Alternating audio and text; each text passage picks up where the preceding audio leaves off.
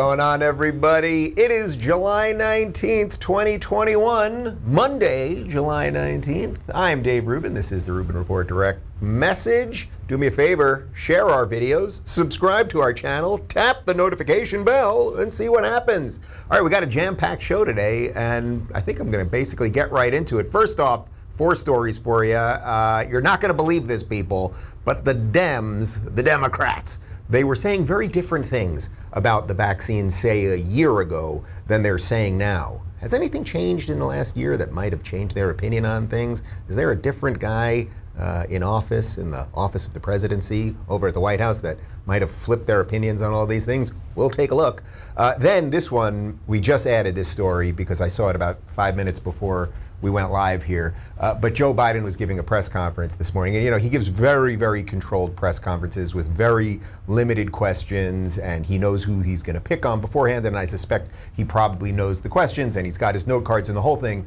But he went on and on about misinformation and the types of people who are spreading misinformation. Well, we're going to juxtapose. You know I like to juxtapose. We're going to juxtapose Biden's statement about misinformation with his campaign launch video where he claimed Trump said the very fine people on both sides thing after the Charlottesville incident, versus what Trump actually said. We're going to juxtapose those things, post it on the internet, and then we'll let you people decide what's what. The third story is just spectacular. Brian Stelter, this potato guy over on CNN with his show Unreliable Sources, he got demolished yesterday on his own show. You know, I don't tweet on the weekend, so I don't see these things until Monday morning, but like, it's just incredible. He brings on this author and they start talking about the media, and Stelter just, I mean, he is turned into potato hash. It's just spectacular. And then from a spectacular story to something that's actually rather depressing, although a sign of the times, the NFL, which has seen its ratings just collapse much like NBA over the last couple of years, the more that they embrace social justice, they are going to be playing the Black National Anthem at games this season before the American National Anthem. There's no such thing as the Black National Anthem, and if you want to figure out a way to divide a country and have black people singing one song and white people singing another song, well, then they've done it. So we'll dive into that. But first, all right, let's talk about vaccines. So it's interesting. Over the last couple of days, it does seem like COVID is back, right? Los Angeles has reinstated the mask mandate.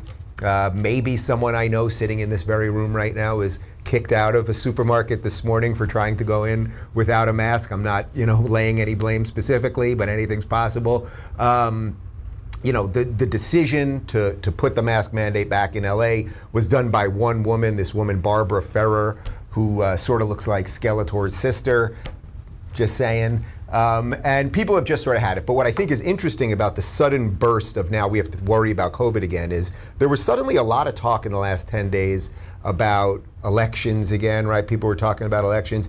People were really pushing back on the administration going after social media organizations, social media companies for spreading misinformation, and that they were going to basically push Facebook to censor things. So suddenly there was like this groundswell of anger towards the administration. Next thing you know, we're all worried about COVID again, and suddenly you got to get booster shots and the Delta variant and the whole thing. Well, we've got an interesting little compilation video here for you. This is Kamala Harris and Joe Biden in the course of the last year before Biden was elected, talking about vaccines and whether or not you should trust the government. So let's just say there's a vaccine that is approved and even distributed before the election. Would you get it? Well, I think that's going to be an issue for all of us. If and when the vaccine comes. And it's not likely to go through all the tests that needs to be and the trials that are needed to be done. When we finally do, God willing, get a vaccine, who's going to take the shot? Who's going to take the shot? You can be the first one to say, sign me up. They now say it's okay. And the question of whether it's real when it's there, that requires enormous transparency. You got to make all of it available to other experts across the nation so they can look and see. So there's consensus, this is a safe vaccine. If the president announced tomorrow we have a vaccine, would you take it? Only if it was completely transparent that other experts in the country could look at it. only if we knew all of what went into it. If Donald Trump can't give answers and the administration can't give answers to these three questions, the American people should not have confidence. But if Donald Trump tells us that we should take it, I'm not taking it. Whoa. I mean, is that sort of skepticism about what the government is doing? Is that misinformation? Is that scary, ban-worthy talk? I mean, I think you guys see my point here. They ask you some interesting questions there. Well, Kamala first says it's an issue whether she would take it or not. Joe says, who's going to take it? Is it real? And then he would only take it if it's transparent. Now, what's interesting is we're hearing in the last couple weeks that people who are getting sick again with COVID, a good percentage of them, I don't know the exact percentage because it's almost impossible to get clear information these days, but a decent percentage of them were vaccinated already. Actually, you guys know this ridiculous story about the Texas Democrats who were protesting their election law, so they all got on a plane unmasked and went to DC. Well, it turns out that I think 4 of them have COVID. By the way, they have very mild symptoms and they're going to be okay. They were all vaccinated, just FYI. But now we're hearing that, oh, suddenly you're going to have to get booster shots every 6 months. And with the Delta variant, that even though the vaccine isn't working as well as it's supposed to work, that if you get the Delta variant and your vaccine, you'll suddenly not get such a severe case. Is this the way any of it was sold to us? Again, I'm not sitting here trying to be an anti-vaxxer or an anti-government nutbag or a conspiracy theorist, but I'm just listening to the very words of Joe Biden and Kamala Harris before they were the ones in charge. They had what I would say is a healthy dose of skepticism. Skepticism, by the way, is something that we all should have, right? You should use your faculties and your ability to think for yourself and ascertain information from a bunch of different places and then figure out what is right for you and your family. That's what they were for before they were in charge. Now they're in charge and they want you to bow to them. So you must take the vaccine, you must take the booster shot. There's the Delta variant now, there'll be the Omega variant tomorrow, and blah, blah, blah, blah, blah. And the question is, should these people be suspended from social media? Because, you know, just last week, there she was, Jen Psaki, saying that, you know, if you're banned from one social media site for misinformation, we should ban you from all. Well, it seems like that type of skepticism that they were promoting back then might be ban-worthy, right? I mean, that's almost as bad as questioning whether an election was legitimate or if there was any voter fraud or anything else. Should we be allowed to talk about any of these things? You see what I'm doing here, people? I think you guys get it. You get it, he got it. So I think you guys get it too. Anyway, this ain't going anywhere. But I do think that the sort of high-level version of this is that the biggest issue with COVID, I would argue at this point, is not COVID the virus. I believe that COVID the virus exists. I believe that 97.5 to 99% of people survive it. I believe that if you don't have comorbidities, you're going to be just fine. Now there's a new thing that the American Pediatric Institute or something is recommending masking for all children above 2 years old. I mean, this is psychotic stuff. And look how different the world is than it was a year and a half ago. I am pretty sure that if any of us could do that, like pull a little Thanos, not eliminate half the life in the universe, but just pull little Thanos and just go back in time, right? If we could just, you know, fire up the flux capacitor in the DeLorean, get the 1.21 gigawatts and go back to a year and a half, that world, I'm pretty sure most of us would do it because something ain't right here. And I don't think it's that the biggest worry is the COVID virus. I think it's the virus of governments and authoritarians that are rampaging through the West and tech companies and all of these things to control what we say and who we say it to and when we say it and how we can say it. And then, of course, because of technology, we can expose the people who are saying one thing now when a year ago they were saying something completely different. But if you think that sort of lying and dishonesty is something, well, I got even more for you. So I'm going to show you 3 videos here pretty quickly. This first video is Joe Biden this morning at a press conference talking about misinformation and the people who spread misinformation. Look at himself. Look in the mirror. Think about that misinformation going to your son, your daughter, your relative, someone you love. Well, that's pretty interesting, Joe. You're right. People that spread misinformation should look in the mirror, because if you're spreading misinformation, you're spreading lies, and it's not good to spread lies. I think we all know that. Now let's look at Joe Biden's campaign launch video. This is the video that he launched the day he announced he was running for president of the United States. And that's when we heard the words of the President of the United States that stunned the world and shocked the conscience of this nation. He said there were, quote, some very fine people on both sides. Very fine people on both sides? Very fine people on both sides. I wonder if he left something out that Trump said in that very same press conference. I believe we have video. And you had people, and I'm not talking about the neo-Nazis and the white nationalists, because they should be condemned totally. But you had many people in that group other than neo-Nazis and white nationalists, okay? Yeah, there you have it. Joe Biden, prime purveyor of misinformation. What Joe Biden is doing right there is, now first off, of course, he's talking about misinformation as it relates to COVID. And we all know that Fauci has flipped 1,000 times over.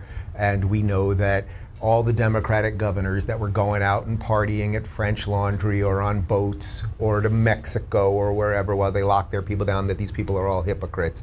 But what Joe Biden did in that campaign launch video, in some ways that should have blown up his campaign right there. But I get it. We don't have a media, right? So you guys that know the truth have to sort of feel like you're the crazy people, because the masses, the brainwashed masses, just don't get this information. So when Trump, I mean, I'll say this, I've said it before, we've gotten some videos on this to go viral on Twitter. When Trump was saying very fine people on both sides, first off, he had first done what I just showed you right there. He had condemned the neo-Nazis totally. When he was talking about very fine people on both sides, he was talking about of both sides of the debate as to what we should do with these statues. In this case, the statue of Robert E. Lee, who was the Confederate leader, obviously, during the Civil War, and whether we should just tear these things down, or whether there should be a counter monument or a plaque, or whether they should be moved to museums, or the litany of other things that you could do related to a complex history that the United States has, much like every other country in the history of the world. So Joe Biden launched his campaign with an abject 100% lie, a spread of misinformation related to what then President Donald Trump said regarding Charlottesville. So Joe Biden is a liar and a misinformation specialist. And, you know, according to Jen Psaki and the administration, as I just said, we played it last week, they're now flagging videos, her words, for Facebook. The administration is flagging videos for Facebook that are misinformation. You might say that that is government coercion of a private company in regards to free speech, which would be, yeah, you got it, a violation of the First Amendment. Now, I don't know that any of our systems work anymore. I don't know that the separation of powers work anymore. I don't know that a true defense of the Bill of Rights or the Constitution could be mounted anymore. I mean, this is all going to sort of fall back on the courts. If you want more of that, actually, we just put up part one of my interview with Robert Barnes, who's one of the lawyers who's worked with Trump before, and he's worked on the Alex Jones lawsuit, and he's worked on the Kyle Rittenhouse lawsuit, and a bunch more. And we discussed some of the ways that the legal system can work related to fighting big tech. But in essence, if you believe that the administration should push Facebook to delete accounts and stop the spread of misinformation, and that if you're off Facebook, as Jen Psaki said, you should be off Twitter, you should be off YouTube, and you should be off all the social media companies, that's an extraordinary power you're giving the federal government. But I guess we're going to have to take out Joe Biden. So, Joe, you know, it's been nice knowing you, but you've been exposed as an agent of misinformation. You blatantly lied in your campaign launch video from, you know, roughly 2 years ago. You lied about what Trump said. You know, part of lying is when you just ignore something, right? Lying isn't just a blatant, oh, he said this. It's also what you're not saying that he said, which is exactly what Trump did there. These are not good people. And again, I think you get what I'm doing here. And share that little 2-minute snippet. You know, I'm going to put it on Twitter, just that sort of minute and a half snippet where I take what Joe said today, what Biden's campaign video was and what Trump's answer was. We're going to make a nice tight version of that so that you can show that to people and then say, oh, was the very fine people thing honest? And is Joe Biden lying? And if these people are working with the administration, we got a problem. We got a problem. All right, let's talk about the clowns over at CNN. So Brian Stelter, as you guys know, he hosts Reliable Sources. I mean, this is, I say it all the time, it's the most ironically named television show ever. I mean, it should be called Unreliable Sources. Then you got a solid show. I'll never talk about it again. Like a little honesty in the title would be nice. Well, anyway, Brian Stelter had author Michael Wolff on. Now, Michael Wolff has written a couple books about Donald Trump that are that I think at times have been debunked. I don't think this guy's anyone sort of spectacular, but he sort of deserves CNN and CNN deserves him. And anyway, he went on Stelter's show yesterday and absolutely wrecked him on live TV. So, well, get popcorn and take a look. I think the media has done a terrible job on this. I think you yourself, while you're a nice guy, you're full of sanctimony. You become part of one of the parts of the problem of the media. You come on here and you have a monopoly on truth. You know exactly how things are supposed to be done. You are one of the reasons people can't stand the media. Sorry. You're cracking me up. It's your fault. So what should I do differently, Michael? Don't talk so much. Listen more. People have genuine problems with the media. The media doesn't get the story right. The media exists in its own bubble. That's true. I agree.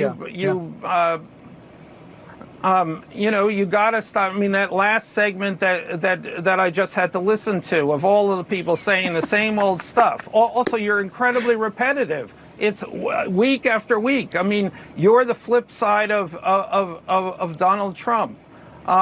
Fake news, and you say virtuous news. We just figure out what is real. I mean, I'm listening. Well, figuring out what is real is not so easy, and right. Most people don't want to turn to Brian Stelter to tell us what's real. I'm sorry. Most people don't want to turn to Brian Stelter to tell us what's real. I'm sorry. Okay, so first off, again, this Michael Wolff guy, I don't want to make it about him. He's written a couple over-the-top books about Donald Trump that I think the book that came out during the administration was heavily debunked. So it's not really about him. What's nice about this, though, is that every now and again, something true can actually come through the airwaves. In essence, of course, what Wolff is saying there is true. You, Stelter, are part of the problem. And what does Stelter do? He's laughing. And then his line is, "You're cracking me up. You're cracking me up."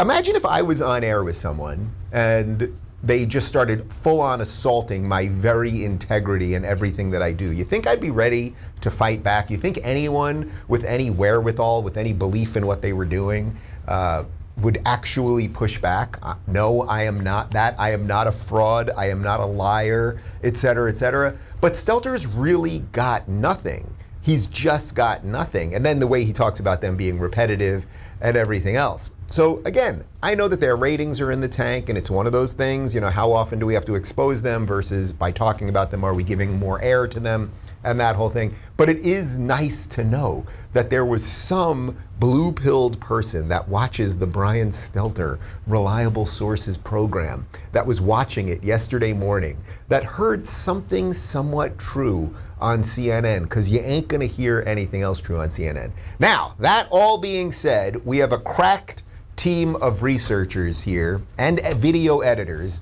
here at the Rubin Report, professional people doing professional things all day long, and we put together a little something special related to that video. Here you go. I think you yourself, while you're a nice guy, you're full of sanctimony. You become part of one of the parts of the problem of the media. You are one of the reasons people can't stand the media. I'm sorry. You're cracking me up. Don't talk so much. Listen more. Most people don't want to turn to Brian Stelter to tell us what's real. I'm sorry.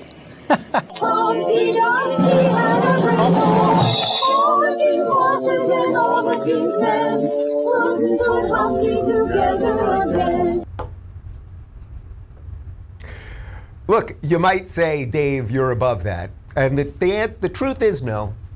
I'm not above that. He's Humpty Dumpty. He's half Humpty Dumpty, half potato, pretending to be a newsman on CNN, and he deserves the humor that we bring to it. All right, we got one more story for you. This one is really just crazy, and it's such a sign of the times, and it's such a perfect example of why social justice and wokeism, as they are being packaged and infecting our entire system, why they are so deeply dangerous, because they are going to take out every institution, they are going to infect everything that brings us together, and we're going to be turning on each other. If you think we're turning on each other now, until we break the back of wokeism, until we actually reject it altogether in unison, it is going to continue to destroy every bond that brings us together as Americans. So yes, they are going to be playing the Black National Anthem at NFL games. This is absolutely bananas. I've got some quotes here from former sports network, now racial justice network, ESPN. Lift every voice and sing, traditionally known as the Black National Anthem, is expected to be performed live or played before every Week 1 NFL game, and the league is considering a variety of other measures during the upcoming season to recognize victims of police brutality, a source familiar with the league's discussions told Undefeated on Thursday.